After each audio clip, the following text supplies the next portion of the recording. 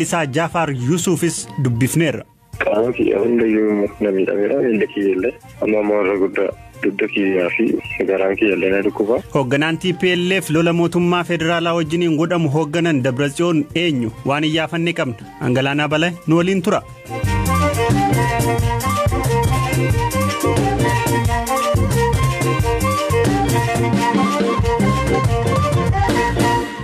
Lola naannoo Tigraay keessatti gaggeeffamaa jiruun raayyaan ittisa biyyaa magaalaa seena qabeettii taate Aksuumii fi magaalaa biroo Adwaa to'annoo isaa jala oolchuu mootummaan federaalaa beeksise. Ibsa mootummaan galgala kana baaseen naannoo magaalaa Addiigiraatis to'achuu fi magaalittiitti dhiyaachuus ibseera. Malli qunnamtii naannicha keessa jiru adda citee waan jiruuf odeeffannoo gama mootummaan bahe kan ofiin mirkaneeffachuuf hin dandeenye. Gama kaaniin haleellaa rokkeettii humnoonni nageenyaa naannoo Tigraay kamisaal kan naannoo sa'aatii 8tti naannoo magaalaa Bahar Daaritti dhukaasaniin oomishni isaanii jalaa gubachuu qonnaan bultoonni naannoo Bahar Daar BBCtti himan. Ani attinkuut balaloo attinkuut kaasee የሆነው ነገር attinkuut kaaseen jedhama. Wanni ta'e maal seete tuullaa oomishaa ka guyyoota 3 ture. Guyyaa kaleessaa halkan gara sa'aatii 8tti dhukaasa sagalee guddaa dhageenye manuma keessaan yoon ilaalu laboobni ibiddaa ni mul'ata. Achis dhukaasni deebi'ee dhagahame. Si'a 3 dhagahame dhukaasni kun. Waardiyyaan ergaan daaqoon iyyee sa'a 9 walakkaa booda bilbilee mishingaa shifarraa'u ibiddi nyaatee nuun jedhe. Dhukaasa sanaan gubatee jedhee nutti hime. Achi booda abbaan midhaanii dursee erga qaqqabee booda namootni tokkos mootaraan ana dursanii qaqqabanii ani immoo boodarran ga'ee arge. የከተማው ሰውም አንዳንዱ ባለ ሞተርም ቀድሞኛ አገኘሁትኝ እንደዚሁ ሲፈነዳ akkasumaat dhukka'e kaleessa tuula oollee ariyo deebinu ibiddaan gubamee argan halkan bakka rafneetti dhukaasa guddaa dhageen maal beekna ganamee dhufnu oomishni keen gubatee argan. Dubbi himaan humna ittisaa Tigraay obbo Gabra Tsaadiq ammoo haleellaa halkan edaa Bahar Daar irratti misaa'ilaan raawwataniin xiyyeeffannaa isaanii rukuchuu ibsaniiru. የትግራይ የመከላከል ኃይል የወሰደው እርምጃ ባህር ዳር ኤርፖርትን የማጥቃት ትግራይ ፍደቴን ቡፈተ ጥያራ ባህር ዳር ሚሳይላን ሀሌሌራ ሚሳይልች አከታውት ጥየፈና ሳሩኩቴራ ቡፈተ ጥያራ አከታውት ሀሌላሜራ መነኩሳናች ጅሩስ ሩኩተሜራ ከበጃፊ ኦፌገኖ መትቻፍ ቀምኑራ ከንከይ ነምኒ ነጋን አከሚደምኔ ኦፌገኖ ጉዳን ጉዳሜቴ ሀሌላ ሚሳይላ ራወተማ ከንጅሩ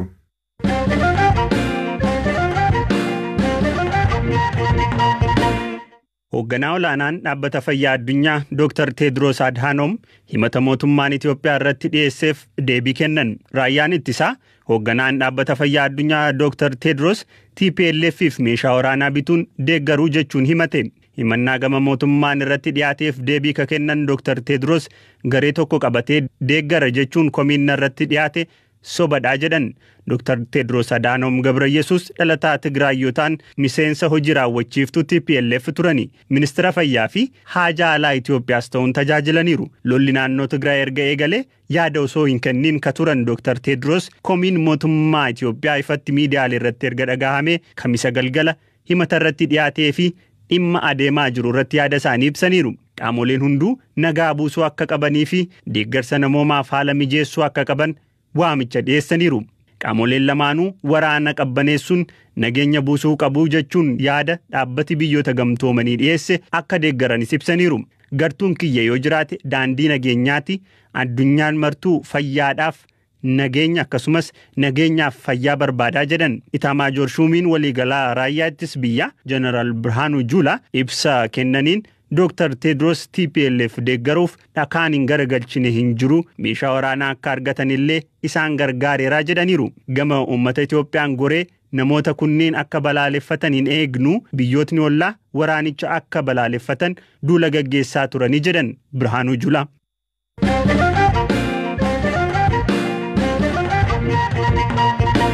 Dhaabbileen gargaarsaa dhaabbata mootummoota gamtoomanii jala jiran mootummaan federaalaa Itoophiyaa fi humni naannoo Tigraay bulchuu atattamaan labsii waraana dhaabuu kan yeroo labsanii deeggarsa namoomaaf karaa akka saaqan waamicha dhiyeessan. Akka ejensiin baqattootaa dhaabbatichaa jedhutti joota dhufan keessatti lakkoofsi namoota Sudaanitti baqatanii 200,000 ol akka ta'u tilmaamee jira. Dhaabbatichatti sagantaan daa'immanii irratti ka hojjetu UNICEF naannoo Tigraay keessatti daa'imman miliyoona 2.3 ta'an deeggarsa namoomaa akka barbaadan ibseera. Aslii galgaloo dabaltee isinitti himte. Guddinsi walitti dhufiinsi idil addunyaa hubannoo ijoollee addunyaa jidduu fi nageenya ijoollee fooyyessuuf Addunyaan ayyaan 66ffaa guyyaa ijoollee idil addunyaa kabachiisaa jirti. Gambiraatiin Tigraay keessaa ijoollee miliyoon 2,300,000 gargaarsa barbaadaa jedhee dhaabbati faandii ijoollee UNICEF ibsa baase. Akka ibsa kanaatti namoota 30,000 ka Suudaanii baqate keessaa 12,000 ijoollee tagarii fira fiixa malee baqattee qofa jirti. Haalli isaan keessa jiran hamaa jedhan. Dabalataan waraan kan duraan ijoollee 54,000tti kaampii baqatoota Tigraay keessa jiraa jedhan. Akka UNICEF jedhuuti naannichi seenuun rakkisa waan ta'eef gargaarsi isaanii salphaa miti. Haalli sodaachisaan garuu hanqina nyaata madaalawaa kan naannichi keessa barkan guddate. UNICEF yoo gargaarsa ariifachiisaa hin argatin ijoollee hedduu miidhamaa jedhe. Amma akka gargaarsi uummata miidhamda qabuu danda'u UNICEF mootummaaf bulchoota naannichaa karaa nuu banaa jettee gaafatti. Taalleen akka waraanan ijoolleen hin miidhamne yookiin hin filamne gaafatti.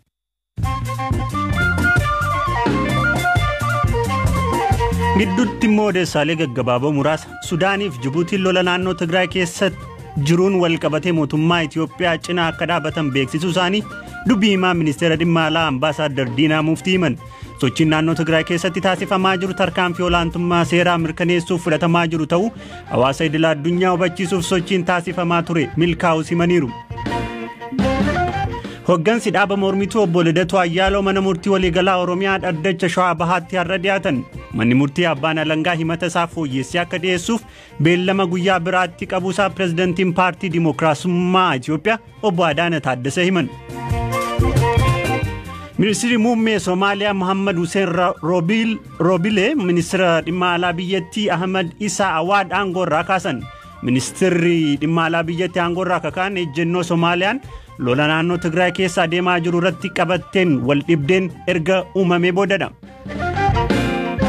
Filannoo pirezidantummaa Yuugaandaaf Yoweri Museveni waliin kan morkatan keessaa tokko ka ta'e weellisaa beekamaan biyyattii Boobii Waayini jedhamuun beekamu seera ittisaa COVID-19 ba'e cabsitee jedhamuun himatame.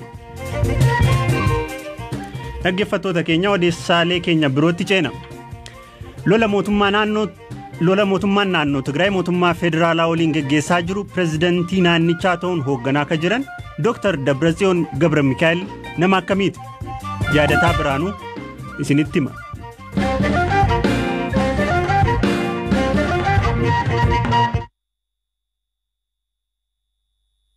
Haadha warraa isaanii waliin daa'ima tokko kan godhatan Dabratsiyoon umrii isaanii harka hedduu miseensa TPLF ta'uun dabarsanii. Barnoota isaanii Yuunivarsiitii Finfinnee bara 1970moota keessa adda kutuun waraana waggoota 17 sirna dargii ilaalcha maarkisiin biyya bulchuu kan hoogganan Koloneel Mangistuu Hayilamaariyaam lolaa turani. Hiriyaa fi jaala qabsoo Dabratsiyoon kan ta'an obbo Alamaayyoo Gazzaahany gaarreen walxaxoo Tigraay irratti leenjii loltummaa isaanii erga xumuranii booda dandeettii teeknikaa jaala isaanii waan beekaniif ajajdoonni TPLF Dabratsiyooniin garee teeknikaatti akka ramadaman yaada dhiyeessan. Mucaan kun barnootaaf teeknikaan dhaabbaticha akka gargaaruuf utuu kutaa teeknikaatti ramaddanii jedheen itti hime. Achi amma Masfin Industiraal Injiniring kutaa jedhamuun beekamu keessatti ramadame. Achittis haasaa bilbila diinaa qalafuun raadiyoowwan quunnamtii caccaban suphuun tajaajila ture. Ogummaa isaanii kana gabbifachuuf Dabratsiyoon paaspoortii sobaan Xaaliyaanitti malanii kan turan yoo ta'u yoo deebi'anittis sagalee qabsoo TPLF kan ta'e Dimtsi Wayyaanee hiika sagalee warraaqsa jedhu qabu hundeessan. Dimtsi Wayyaaneen yeroo duraatiif afaan Tigriffaan tamsaasa yeroo eegalu saba Tigraayiif madda ofiin boonuu isaanii ture. Riphee lolaan TPLF kan biraan Mi'eeshoo Gabrakidaan galgala erga dukkanaa'ee yeroo basaastonni sirnichaa nama adda baasuuf rakkatanitti Dabratsiyoon waliin gaarreenitti bahanii anteenaa fannisaa akka turan yaadatu. Guyyaa hojii hojjechuun qonnaan bultoota irratti shakkii uumuun waan hin oolleef basaastonni diinaas baay'ee waan turaniif hojii keenya halkan hojjenna turre. Hojii keenya kana kan nu mirkaneessu Dabratsiyoon ture. Gaaf tokko osoo hojii hojjennu gaara tokkorraa sigigaatee hanga xiqqoof ooluu nan yaadadha. Isaa kufuuf jedhu anaaf hiriyaa koo tokkotu isa oolche. Yeroo mara yoon yaadadhu yeroos osoo waa ta'ee raadiyoon kun ni uumama ture jedhee yaada. Gara jalqabaarra Dabratsiyoonii fi Abiy kan hiriyooman fakkaatu ture. Gaheessi ganna 42 Abiy Ahmed ministeera muummee Afrikaatti isa umrii xiqqaa ta'uun aangoo yeroo qabatu hoogganaan Tigraay Dabratsiyoon magaalaa guddoo naannichaa Maqaleetti simannaa ho'aa qopheessanii fi warri isaan qeeqan bara 1990moota keessa wayita hoogganaa itti aanaa waajjirratti kaa turan hooggantoota dhaaba mormituu basaasuun kanneen morman cabsuuf gargaaraa turan jedhu. Kanneen isaan jajan ammoo bara ministeera kominikeeshinii fi teekinooloojii odeeffannoo turan bu'uuraalee telekominikeeshinii Itoophiyaa hammayyeessuuf hojiilee hojjetan irratti xiyyeeffatu. Doolaara biliyoona hedduutti piroojeektii shaallagamuun Itoophiyaa keessatti fayyadama bilbila moobaayilaa babal'isanii jiru. Yeroo hedduu mormii mootummaa balaaleffatu qabbaneessuuf intarneeta cufuun komatama. Piroojeektiiwwan bu'uuraalee humna ibsaa fi telekoomii isaan hoogganamaa turan. Paarkiin IT magaalaa Finfinnee keessa jiru yaada inni kaaseen hundaa'e. Giddugala saayinsii hawaas isatu jalqabsiise. Piroojeektoota mootummaan hoogganuu hedduu keessaa gahee qabaa jedhu giddugala imaammata hawaasaa Ameerikaa keessatti argamutti ogeessa kan ta'an obbo Daadee Dastaa. Qaammee darbee dhaabbilee naannicha keessatti socho'an afur waliin yaada mootummaa federaalaa diduun filannoo geggeessanii jiru. Balballi koo nama kamiifuu banaadhaa jedhu yeroo hedduu. Nuti misooma malee waraana hin barbaannu jechi jedhus jecha yeroo hedduu Dabratsiyoon itti fayyadamanidha. Haa ta'uutii amma lola lubbuu namoota dhibbaan lakkaawamanii gaaga'ee fi 30,000 ol biyya ollaa Suudaanitti godaansise gidduu jiru.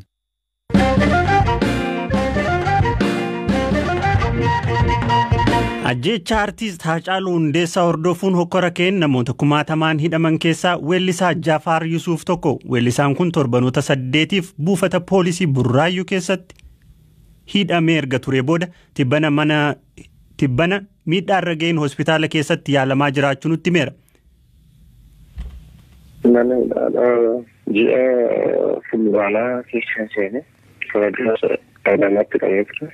Achiilee osoo turin kanneen ammallee Burraayyuu illee qaban. Burraayyuu aanaa tokkoffaa gara 7-8 tiranii ture. Maaliin si himatan hime? Haala yeroo jedhan na qabanii ana qofa miti nama hedduudha. Garuu fi namni natti dhiyaate mana murtii na dhiyeessaa hin jiru. Namni mana murtii dhiyaate hin jiru. Haala yeroo deemame namni achi keessa kaa'atanii taa'u. Aye. Tibbana hospitaala seentee yaalamaa akka turte miidiyaa hawaasummaarra naanna'aa ture. Maaliif hospitaala galte? Mana hidhaa keessatti sireebanii? Maal keerra miidhaan ga'e? Qaama kiyya hundayyuu na miidhameera. Miilli kiyyallee amma warra guddaa dugda kiyyaa fi garaan kiyyallee na dhukkuba. Dugda kiyya garuu guddaa kanaa dhukkube. Abeetti hospitaalii seenan ture jechuudha ammoo gara Hayaat hospitaalitti yaalamaa ture. Hayaat hospitaalittis MRI ka'een ture. Isaan ammoo gara ispeeshaalitti gara dhuunfaa yuunishef ispeeshaal kiliinikiitti na dabarsanii amma achi jiraan. Amma haala akkamii keessa jirtamee naa ibsi? Dugda kiyya dhukkuba ammallee. Torban tokko akkan jira bira turullee naan jechaa jiru warri yuunishef namni keensuudhalle. Eenyutu si yaalchisaa jira? Ofuma fayyaan yaalamaa jira malee namni yaalchisaa jiru jiru. Uummanni immoo kana gargaaraa jiran isinuma jiru. Gara mana hidhaatti hin deebita moo fixattee baatee jirta? Hin fixanne gaafa fayyitee ni deebitaadha kan itti walii gallee achi bahe. Uummata Oromoo hundayyuu sagalee naa ba'anii iyyaafachaa turanis na barbaadaa akkasumas fayyummaatti yaadna iyyaafachaa jiranis warreen na gargaaraa jiranis galateeffachuun barbaadan hundu baay'ee. Himannaa weellisaan kun dhiyeesse irratti BBC'n qaamolee nageenya magaalittii fi Oromiyaa irraa deebii argachuuf yaaliin irra deddeebiin bilbilaan taasise milkoofne dhaggeeffattoota keenya qophiin har'aaf jennee qopheessine asuma irratti xumuramaa akka qopheesse yaadataa Birhaanuuti tooraan kan